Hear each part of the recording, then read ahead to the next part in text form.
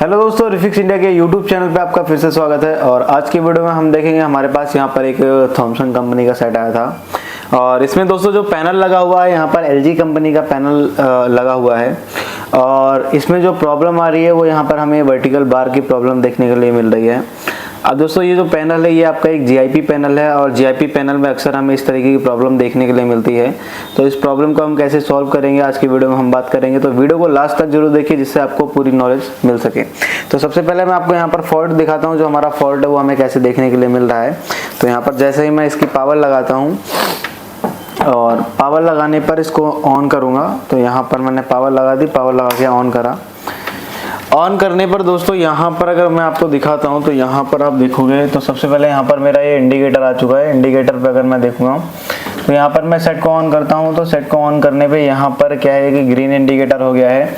और अभी देखोगे तो इसकी जो बैकलाइट है वो भी यहाँ पर जल जाएगी। तो थोड़ा सा हम वेट करते हैं। तो यहाँ पर आप देखोगे इसकी जो बैकलाइट है वो जल चुकी है, ये जल चुकी है। और इसमें अभी क्या है दोस्तों कि धीरे धीरे इसमें हमारा बार आने लगता है, यानी जिसको हम वर्टिकल बार बोलते हैं।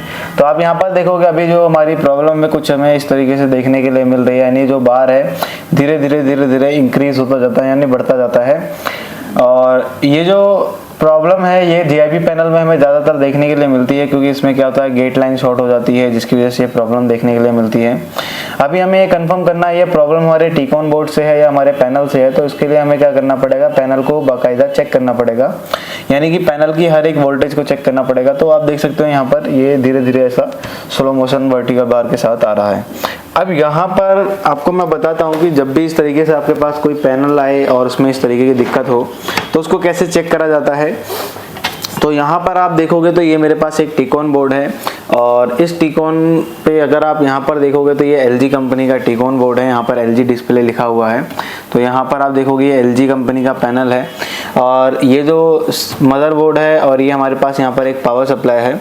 तो दोस्तों जब भी आप इसको चेक करना चाहते हो तो देखो मैं आपको चेक करने से पहले मैं आपको बताता हूँ, मीटर से हम खाली इसकी वोल्टेजेस को चेक कर सकते हैं। और अगर हमें जैसे सिग्नल वगैरह चेक करने होते हैं तो हमारे पास डीएसओ होनी चाहिए। लेकिन डीएसओ अगर आपके पास नहीं है, आप मीटर से चेक करना चाहते हो, तो हम अपनी ट्रेनिंग में सारी चीज़ें बताते हैं कि आप मीटर से कैसे चेक कर सकते हो, डीएसओ लेने की ज़रूरत ना पड़े आपको। तो यहाँ पर अभी हम जो देखेंगे सबसे पहले हम एक साइड का यहाँ पर पत्ता निकालते हैं और पत्ता निकालने के बाद कंफर्म करते हैं भाई हमारी जो प्रॉब्लम है वो टीकॉन बोर्ड से आ रही है या हमारी जो प्रॉब्लम है वो पैनल से है। तो यहाँ पर सबसे पहले मैं सेट को बंद करूँगा और सेट को बंद करने पर मैं देखूँगा यहाँ पर एक साइड से यहाँ पर मैं दोस्तों देख सकते हो हमने ये एफएफसी को रिमूव कर दिया और हमने सबसे पहले यहाँ पर राइट साइड के एफएफसी को रिमूव करा। रिमूव करने के बाद सबसे पहले हम पावर ऑन करेंगे और पावर ऑन करने के बाद हम देखेंगे कि हमारा जो पैनल है इसकी क्या कंडीशन रहती है। तो यहाँ पर सबसे पहले हमने इसको ऑन कर लिया और ऑन करने के बाद देखते हैं कि हमारा जो पैनल है इसकी क्या कंडीशन रहने वाली है। तो जब भी दोस्तों इस तरीके से पैनल आता है तो आपको भी इस तरीके से कंफर्म करना है कि भाई हमारा जो पैनल है उसकी क्या कंडीशन रहती है। तो आप देख सकते हैं यहाँ पर अभी हमारा जो पैनल है एक साइड, यानी कि एक साइड हमें बार देखने के लिए मिल रहा है और एक साइड हमारा ब्लैंक है, यानी ये प्रॉब्लम अभी भी हमारी स्टिल सेम प्रॉब्लम आ रही है, हमें देखने के लिए मिल रही है। अब हम क्या करेंगे, दूसरी साइड से पत्ते को लगाएंगे और दूसरी साइड से निकालेंगे और यहाँ से अभी जो मैंने निकाल रखा था इसको मैं लगा दूंगा। सबसे पहले सेट को बंद कर लेना है। सेट को बंद करने के बाद दोस्तों इसको लगा लेना है। इसको लगाने के बाद आपको जो एफएफसी निकालना है वो आपको अब लेफ्ट साइड से निकालना है। तो यहाँ से मैं लेफ्ट साइड से एफएफसी निकालता हूँ और सेम मेथड आपको यहाँ पर अभी इस सेट को ऑन करना है। और सेट को ऑन करने के बाद यहाँ पर कंफर्म करते हैं। तो यहाँ पर अगर हम देखते हैं तो अभी देखते हैं हमारी क्या प्रॉब्लम रहने वाली है। तो जब भी हम इसको इस तरीके से चेक करते हैं दोस्तों तो उससे हमें कंफर्म होता है कि शॉर्टिंग जो हमारी पैनल में है या फिर हमारे टीकॉन बोर्ड में है। अगर अभी भी हमारी कंडीशन सेम रहती है तो हमें इससे पता चल जाएगा हमारी जो शॉर्टिंग हो हमारे टीकॉन में है। तो यानी कि आप देख सकते हैं यहाँ पर जो प्रॉब्लम है वो टीकॉन बोर्ड से है। अगर मान के चलो यहाँ पर एक गेट लाइन शॉर्ट होती तो हमारा एक साइड पिक्चर बननी चाहिए थी, जो कि हमारे यहाँ पर पिक्चर नहीं बन रही है। तो सबसे पहले हमें क्या करना है, अब इस कंडीशन में हमें सबसे पहले करना होता है टीकॉन बोर्ड की सभी बेसिक वोल्टेज को चेक। तो यहाँ पर मैं क्या करता हूँ कि सबसे पहले मैं यहाँ पर इन दोनों एफएफसी को लगा लेता हूँ और इन दोनों एफएफसी को लगाने के बाद यहाँ पर मैं आपको इसकी सारी वोल्टेजेस को चेक करके दिखाऊंगा। तो यहाँ पर मैंने इसको लगा लिया और ये लगाने के बाद सबको सेट को ऑन करना है। सेट को ऑन करने के बाद आपको लेना है अपना मल्टीमीटर को सेट करना है DC वोल्ट की रेंज पर। यहाँ पर जैसा मैंने इसको सेट कर लिया, DC वोल्ट की रेंज पर सेट करने के बाद दोस्तों आपको करना क्या है, यहाँ पर पैनल की हर एक बेसिक वोल्टेज चेक करनी है। जैसा कि मैंने बहुत सारी वीडियो में आपको पिछली वीडियोस में बता रखा है कि आपको कैसी कैसी वोल्टेज चेक करनी होती हैं। तो यहाँ पर सेम मेथड वही अप्लाई करना है आपको यहाँ पर। तो सबसे पहले मैं आपको बताता हूँ कि यहाँ पर जो वोल्टेज मिलेगी, जैसा कि आप यहाँ पर देख सकते हो फ्यूज़ है। तो सेट को हम ऑन करते हैं और ऑन करने पे हमारी जो फ्यूज़ है, फ्यूज़ पे हम वोल्टेज चेक करते हैं। तो यहाँ पर आप देखोगे फ्यूज़ पे जो मुझे 12 वोल्ट की सप्लाई मिल रही है, बिल्कुल परफेक्ट तरीके से हमें यहाँ पर देखने के लिए मिल रही है। अब ये फ्यूज़ पे 12 वोल्ट आने के बाद दोस्तों होता क्या है कि ये फ्यूज़ के आउटपुट से निकल रही है हमारी बिल्कुल परफेक्ट वोल्टेज। ये वोल्टेज निकलने के बाद दोस्तों ये जाती हैं आपके यहाँ पर DC टू DC सर्किट में। और इसमें क्या है कि यहाँ पर अगर आप देखोगे तो एक हमारी यहाँ पर टीकॉन IC लगी है, एक रोम IC लगी है और एक यहाँ पर हमारे पास ये जो IC है इसमें क्या है DC टू DC IC है। और दोस्तों इसी सर्किट में यहाँ पर अगर आप देखोगे तो इसमें क्या है कि एक हमारा इन्वर्टर कंबाइन है, यानी जिसे हम LED ड्राइवर बोलते हैं। तो यहाँ पर आगे अगर हम देखते हैं तो सबसे पहले अगर हम आगे बात करते हैं इसमें कौन कौन सी वोल्टेज बनती हमें चेक करनी है। तो यहाँ पर दोस्तों जो हमें सबसे पहली वोल्टेज चेक करनी होती है वो हमें यहाँ पर 3.3 वोल्टेज चेक करनी होती है। तो जैसा कि आप यहाँ पर देखोगे एक हमारे पास ये डायोड है। इस डायोड पे अगर मैं वोल्टेज चेक करता हूँ तो मुझे क्या वोल्टेज यहाँ पर मिल रहे हैं, अगर आप यहाँ पर देखोगे तो मुझे यहाँ पर 3 वोल्ट की सप्लाई बिल्कुल परफेक्ट तरीके से यहाँ पर देखने के लिए मिल रही है। यानी कि दोस्तों अगर ये मेरी 3 वोल्ट की सप्लाई बन रही है तो 3 वोल्ट के बाद अगर हम आगे चेक करते हैं तो आगे हमारी कौन कौन सी वोल्टेज बनती हैं। तो आगे अगर हम देखते हैं तो हमारे इस सर्किट में हमें AVDD सप्लाई मिलनी चाहिए। AVDD सप्लाई अगर मैं चेक करता हूँ तो मैं देख लेता हूँ मुझे AVDD सप्लाई कहाँ पर मिल रही है। तो AVDD चेक करने के लिए दोस्तों यहाँ पर हम थोड़ा सा इसको देखेंगे कहाँ पर हमें AVDD मिल रही है। तो यहाँ पर अगर आप देखोगे तो दोस्तों हमें यहाँ पर एक AVDD supply 15 volt supply boost voltage मिल रही है। अब ये बूस्ट वोल्टेज बनाने का काम जो है हमारी DC टू DC IC करती है। अब जैसे ही यहाँ पर ये 15 वोल्ट की सप्लाई बन जाती है तो 15 वोल्ट के बाद यहाँ पर आपके अलग अलग वोल्टेज बनते हैं। जैसे मैं आपको बताता हूँ कि सबसे पहले जो वोल्टेजेस हैं वो यहाँ पर आपके VGH VGL और आपके अलग अलग वोल्टेज बनते हैं, जैसे VCOM वोल्टेज हो गए। तो यहाँ पर एक वोल्टेज है जो कि हमारी यहाँ पर अगर आप देखोगे तो ये जो वोल्टेज है ये आपकी 1.2 वोल्टेज है, जो कि 1.2 एक कोर वोल्टेज होती है जो कि हमारे इस टीकॉन को ऑन करने के लिए होती है। और यहाँ पर देखेंगे तो रोम IC की पिन नंबर 8 पे अगर मैं वोल्टेज देखता हूँ तो मुझे यहाँ पर रोम IC की पिन नंबर 8 पे भी 3.3 वोल्टेज मिल रहे हैं।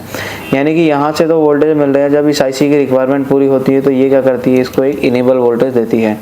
जैसे ही ये इसको इनेबल वोल्टेज देती है तो इसका काम होता है सबसे पहले आपकी AVDD वोल्टेज को बनाना। तो जैसा कि मैंने अभी आपको दिखाया था, यहाँ पर अगर आप देखोगे तो AVDD वोल्टेज मेरे बन रहे हैं। अब यहाँ पर जैसे दोस्तों AVDD वोल्टेज बनते हैं तो AVDD वोल्टेज बनने के बाद होता क्या है कि यहाँ पर आपके अलग अलग वोल्टेज बनते हैं। अब इसमें जो अलग अलग वोल्टेज बनते हैं, जैसे मान के चलो यहाँ पर VGH VGL, तो यहाँ पर अगर मैं VGH वोल्टेज चेक करता हूँ तो आप यहाँ पर देखोगे तो ये जो वोल्टेज है मेरी VGH वोल्टेज है जो कि हमारे यहाँ पर बूस्ट वोल्टेज बन रही है। अब ये VGH वोल्टेज बनने के बाद दोस्तों यहाँ पर देखोगे तो एक डायोड और लगाया गया है। अब इस डायोड का काम है VGL वोल्टेज बनाना। अब यहाँ पर देखोगे तो एक टेस्टिंग पॉइंट है, इस टेस्टिंग पॉइंट पे लिखा है VGL। तो VGL पे अगर मैं चेक करता हूँ तो यहाँ पर मुझे -14 वोल्ट मिल रही है, जो कि हमारे यहाँ पर बिल्कुल परफेक्ट तरीके से वोल्टेज बन रही है। ये वोल्टेज बनने के बाद दोस्तों आपको यहाँ पर कुछ अलग अलग वोल्टेजेस हैं जो आपको चेक करने पड़ते हैं। तो यहाँ पर अगर आप देखोगे तो यहाँ पर कुछ सिग्नल्स जो है मेंशन है हमें। तो यहाँ पर अगर मैं आपको जूम करके दिखाता हूँ तो ये हमारे कुछ सिग्नल है जो कि हमें यहाँ पर मेंशन देखने के लिए मिल रहे हैं। अब जो भी ये सिग्नल है, अगर आपके सिग्नल मिसिंग रहेंगे तो मिसिंग होने के कारण से भी आपकी दिक्कत आ सकती है।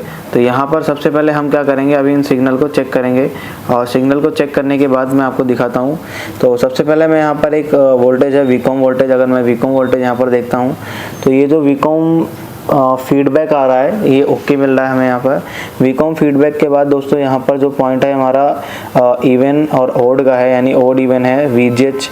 तो यहाँ पर VGH इवेंट पे मैं चेक करता हूँ तो यहाँ पर 1 सेकंड वीजीएल होना चाहिए, 1 सेकंड वीजीएच होना चाहिए। तो ये चीज़ हमें यहाँ पर बिल्कुल परफेक्ट तरीके से यानी फ्लिप फ्लॉप मिल रहा है। और दूसरे पॉइंट पे चेक करूँगा तो ये भी हमारा ओड इवेंट का है, तो यानी यहाँ भी हमें फ्लिप फ्लॉप मिलना चाहिए, जो कि हमें यहाँ पर 1 सेकंड वीजीएल और 1 सेकंड वीजीएच हमें देखने के लिए मिल रहा है। अब ये वोल्टेज बन रहे हैं तो यहाँ पर कुछ सीकेवी ट्रैक्स हैं, तो सीकेवी ट्रैक्स पर अगर हम वोल्टेज चेक करते हैं तो यहाँ पर 2-3 वोल्ट यहाँ पर या हमें देखने के लिए मिलते हैं। तो यहाँ पर आप देखोगे तो सभी पे हमारे जो वोल्टेजेस है ये ऑलमोस्ट सेम वोल्टेज हमें यहाँ पर देखने के लिए मिल रहे हैं। तो यहाँ पर आप देखोगे तो ये हमारी सेम वोल्टेज हमें देखने के लिए मिल रहे हैं। अब यहाँ पर जैसे हमारे ये वोल्टेजेस बन जाते हैं तो भाई हमें कंफर्म हो जाता है कि सभी पे ऑलमोस्ट सिमिलर वोल्टेज है, तो यानी कि हमारे जो सीकेवी है ये तो हमारे वोल्टेज में आ रहे हैं, यानी इनके साथ सिग्नल आ रहा है। अब यहाँ पर हमें इसकी शॉर्टिंग को चेक करना पड़ेगा, यानी कि कोई यहाँ पर जो आपके कंपोनेंट है वो कोई शॉर्ट नहीं है या फिर कोई ओपन नहीं है या कोई लीकेज कंडीशन में होगा, तो हमें पूरा चेक करना पड़ेगा। तो इसके लिए क्या करेंगे, हम सेट को यहाँ पर सबसे पहले बंद कर लेंगे और बंद करने के बाद मीटर को रख लेंगे हम कंटिन्यूटी रेंज पर। अब दोस्तों कंटिन्यूटी रेंज पर रखने के बाद आपको मीटर को रख लेना है बीप रेंज पे। जैसे रखते हो तो आपको सभी आपके कंपोनेंट चेक करने हैं, जितने भी आपके कंपोनेंट यहाँ पर लगे हुए हैं। तो यहाँ पर जितने भी आपके पीएफ वगैरह हैं उन सभी को चेक करना है। तो यहाँ पर 0 ओम की रेजिस्टेंस है, इसको भी चेक कर लेते हैं। और यहाँ पर ये पीएफ वगैरह है, तो आपके जितने भी पीएफ वगैरह हैं इनको आपको बहुत ही बारीकी से चेक करना है, क्योंकि दोस्तों जब तक आपका कोई जैसे शॉर्टिंग रहता है तो शॉर्टिंग में क्या होता है कि हो सकता है कोई वोल्टेज ड्रॉप हो गई हो, जिसकी वजह से आपका जो पैनल है ये वर्टिकल बार की प्रॉब्लम में देखने के लिए मिल रहा है। अब यहाँ पर सबसे पहले मैं देखता हूँ तो यहाँ पर जो है, तो यहाँ पर मुझे ठीक है कोई शॉर्टिंग नहीं है, चार्ज हो जाते हैं कई बार। तो यहाँ पर चार्ज होने की वजह से भी ये रेटिंग हमें यानी बीप रेंज दे सकते हैं। तो यानी कि यहाँ पर ऑलमोस्ट जो हमारे पीएफ है वो तो कोई शॉर्ट नहीं है। तो यहाँ पर अगर मैं देखता हूँ तो यहाँ पर कुछ डायोड लगे हैं, तो डायोड को मैं डायोड रेंज पर चेक कर लेता हूँ।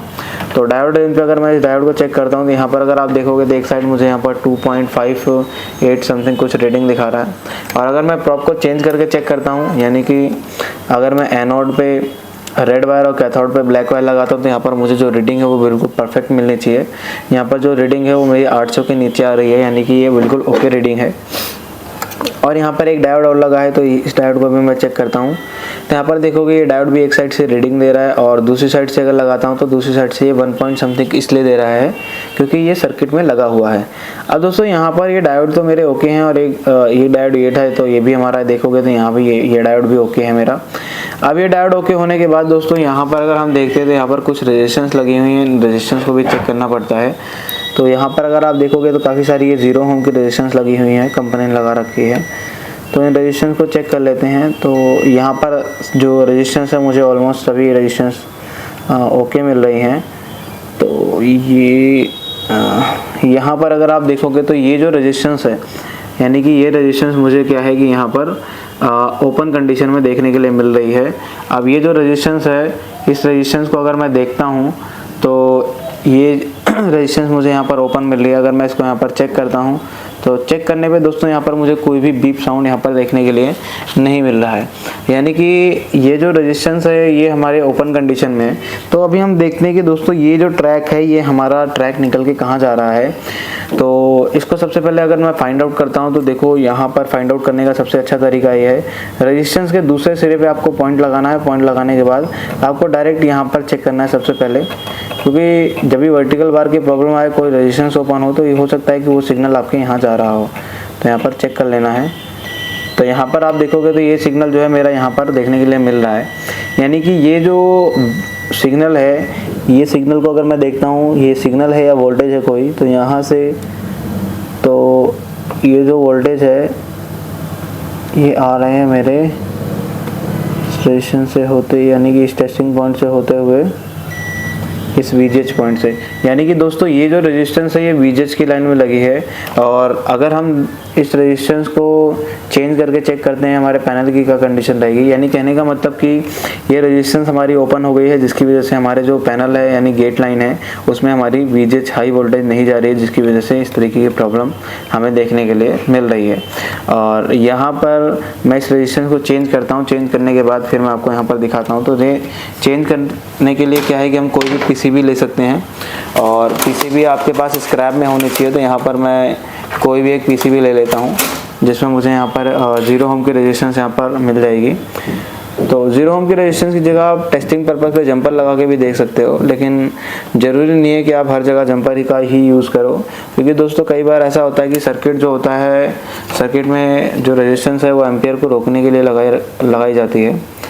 तो ज़रूरी नहीं है कि आपको हर जगह रेजिस्टेंस की जगह जंपर ही लगाना है। तो यहाँ पर जैसे कि मुझे यहाँ पर एक रेजिस्टेंस मिल गई है जीरो होम की, तो यहाँ पर अगर मैं आपको दिखाऊँ तो ये जीरो होम की रेजिस्टेंस है। सबसे पहले मैं इसको रेजिस्टेंस को चेंज करूँगा और चेंज करने पे फिर मैं देखूँगा कि मेरी क्या कंडीशन बनती है।